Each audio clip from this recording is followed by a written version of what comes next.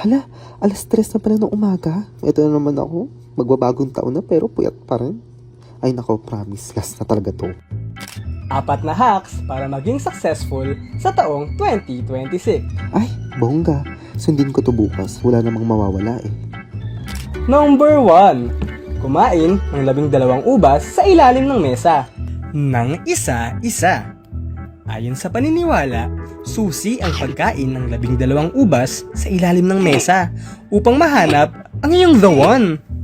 Number 2. Maghanda ng prosperity bowl gamit ang laurel, itlog, pinya, bigas at pera. Sinisimbolo nito ang yaman, good fortune at continuous flow.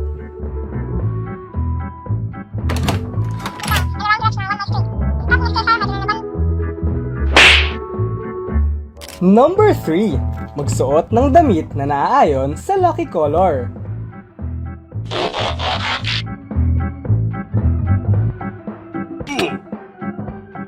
Number 4. Salubungin ng maingay at pasabog ang bagong taon gamit ang mga alternatibong pampaingay gaya ng torotot, kaldero o kawali upang maitaboy ang malas at masasamang elemento.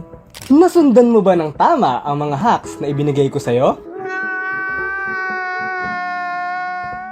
Tandaan na ang mga pamahiin ay gabay lang sa atin. Nasa mga kamay pa rin natin at gabay ng manlilikha ang daan upang makamit natin ang ating mga mithiin. Ating ipagdiwang ito ng ligtas at wasto upang ang bagong taon ay maging masagana at buo.